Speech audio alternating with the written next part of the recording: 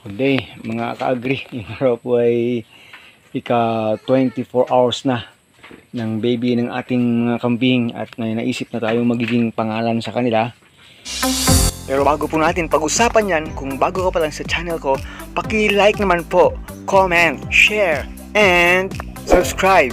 At huwag kalimutang i-hit ang ating button bell para ma-notify po kayo sa ating mga bagong upload. Ito po yung babae. Ito yung babae po. Tatawagin natin si Rhonda.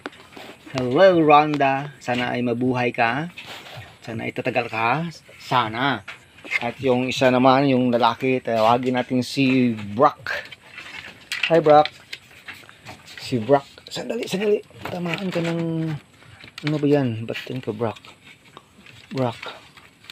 Ito po si Brock. Hello Brock. Ayan.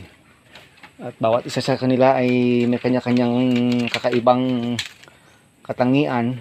24 hours na po ang dumaan mga ka-agri. Yung nanay nila parang ayaw nung kumain kahit hindi pa masyadong busog. Ang hindi talaga nating mapailawanag itong mga deformities sa kanila. Talagang may problema po. Baka genetic problem. Ano ba naman ito? Yung tenga niya po. Kahapon ay binigyan natin ng ipit pero talagang bumalik po yung dalawang dulo ng kanyang tenga.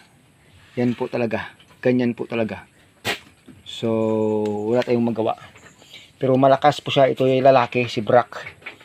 Malakas po siya, wala siyang problema. Ito naman may problema ito. May problema po ito. Ito po ang si Rhonda. I just don't know kung anong mangyayari dito. Yung nag-research po tayo. Sandali, ano ba yung nanay? Yung problema nito, hindi makatayo ng maganda. Yung kanyang hind legs po, kurang po sa powers. Ayan po. Ayan po. Kayang tumayo, kayang dumede, kayang tumayo. Tumayo ka ng tama. Ayan, makakatayo pa naman. Sa kanya lang. Kung ano mo. Yung hind legs niya, kulang sa powers. Yung according sa research natin, pwede pong genes problem. Pwede po siyang abnormalities. Pwede po siyang kulang sa iron. Yung pinaka pwedeng may KI po itong nanay. Pag contaminated po, na-confirm sana ito sa blood test. Ito po ay kakaling sana ito pag ganito. If ever na yun nga yun. Pero malakas po ang dumede eh. Malakas po silang dumede. Sana naman Lord hindi kae kasi hindi po maganda talaga yan. Baka ma-contaminate yung munting herd natin dito ano. Yan po. Pero malakas siyang dumede. 24 hours na po, pero yun yung problema. Marami tayong nakikita ng mga ganito. Yung ano ba yan?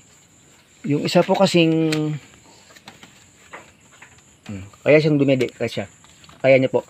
Yung isa kasing dahilan na pwede kasi nang ipinanganak po kasi nagsabay po itong tatlong paa. Yung dalawa niyang paa sa front at isang paa ng lalaki na ito sa hind legs niya.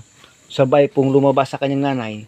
Kaya sabi ni Ma'am Che, pwede na yung ulo nito hanggang sa mga dito nakapirmi sa side na ito.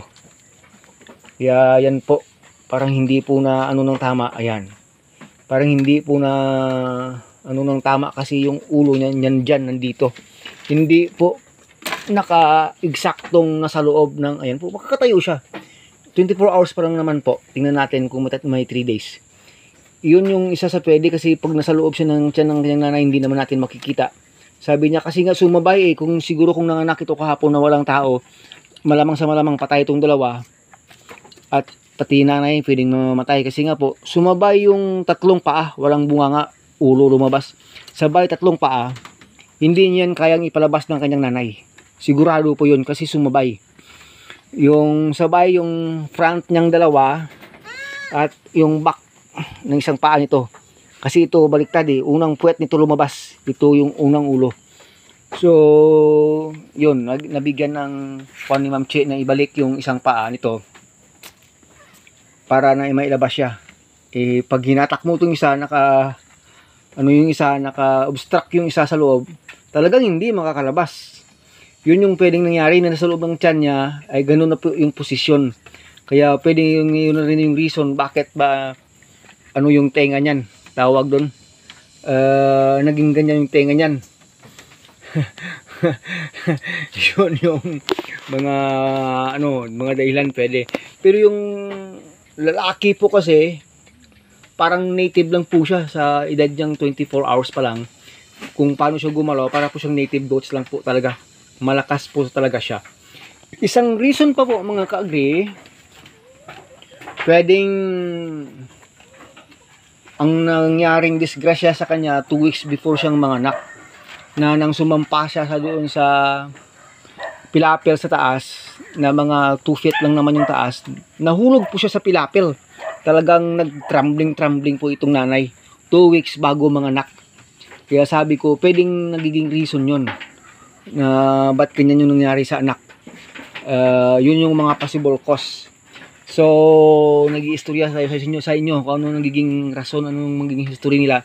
Pero ngayon po pinapakilala natin sila sa inyo, si Brock at si Rhonda. Si Rhonda ay babae, cute naman siya, ganda pa naman ng kulay niya, wala siyang problema sa tinga, yung paa lang sa hind legs. Baka after 3 days kaya na po talaga. Pero kaya niyang tumayo na siya lang at saka dumede. Hindi gaya kahapon na hindi talaga kaya. So itong isa wala kang problema, para lang native to. Grabe kalakas sa didian. Yan po. Yung babae lang talaga. Pero pasalamat nga ako kasi ngayon po kahit siya lang mag-isa, kaya niyang tumayo at kaya niyang dumede sa kanyang nanay. Di wala akong masyadong maging problema doon. Yung yung issue ko lang kasi baka hindi mapaganda talaga yung paglakad-lakad niya someday, hindi lumakas yung hind legs niya. Kahit na mabubuhay po siya, talagang wala po.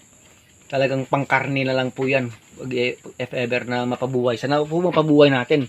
Kasi ang ganda pa naman nila mga kakambing, parang na-blur tayo. So, yon, once again po, pinapakilala na po natin sa inyo si Brock at si Rhonda. Lakas talaga ni Brock. O, yan po. Halos 2 times. Halos doble po yung kanyang dede compare sa babae. Ever since po na nagkakambing tayo, yun talaga yung nakikita natin. Kahit na medyo may kalakihan itong babae, 2 times kalakas talaga dumede mga lalaking kambing kumpara po natin sa mga babaeng kambing. So yon yung gagawin po natin dito ay magkukumpay pa tayo ulit sa kanyang nanay at saka magbibigay ng konting feed sa nanay nila. Ganun po pala talaga kaselan yung mga native goats. Yun po, hahanap yan. Talagang napakalakas nito ng lalaki. So dito sa lalaki wala po akong problema. Ito lang yung dulo na ng anong tenga. Ganyan po tenga niya. Ganyan po. Kabilaan. Pero buti na lang kabilaan. At least talagang masasabi mong parang natural kasi kabilaan okay lang yun. Kaysa kabilang tenga lang. Pero walang problema napakalakas dumede Within 24 hours po ilang beses nang umihi at nagdumi po itong mga baby kambing natin. So yun po ay mga vital signs na sana ay magiging okay lang po sila. Besides dun sa ni Rhonda, kalagayan ni Rhonda, yun yung hindi ko pa alam. Syempre po mas mabilis talagang lalaki at lulusog itong lalaki pag ganyan po na kulang po siya sa niya. Malaki po sila, puro po sila matataba nang lumabas. Talagang enough po kasi yung nagiging vitamins natin sa nanay at saka sa need nila. Ito lang talaga yung mas malaki po sana itong babae mas malaki po sana ito oh yan po, parang tinatamad na rin siyang tumayo. Mas mahaba nga ito ng konti sa tingin ko kaysa dun sa lalaki. Pero yan, makakatayo po siya. Ayan po. Makakatayo po siya. Pero yun, hindi masyadong makakalakad ng mabilisan. Kasi nga, yung balance niya sa kanyang hind legs. Pero palagay ko ay bubuti na rin siguro yung magiging ano nito, magiging kalagayan nito po after a couple of days. We will see. Sana naman payagan ni Lord na gumaling po ito at gumanda. Para po yun, sasaya yung buhay ng mga goat lovers.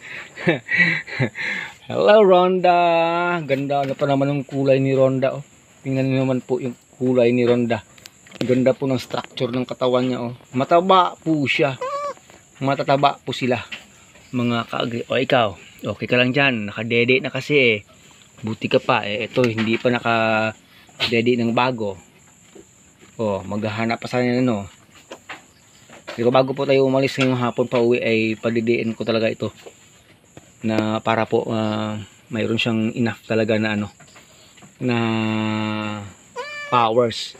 So ginawa natin dito yung kanilang tulugan, karton po yan, kabilaan mayroon po silang hiding place dito kasi dyan po sila kagabi natulog. Kasi malamig po yung mga panahon yun, dapat po talaga mayroon ganyan yung mga kambing natin. Hindi sila makakalabas hanggat hindi gaganda yung ano, yung temperature. Siguro abutin pa ng 1 month sila dito sa loob bago po sila makalabas. 1 month to 2 months po yung nanay lang pwedeng lumabas. Hanggang sa muli, maraming salamat. Welcome again Rhonda and Brock. Thank you Lord for a new blessing. Bye bye.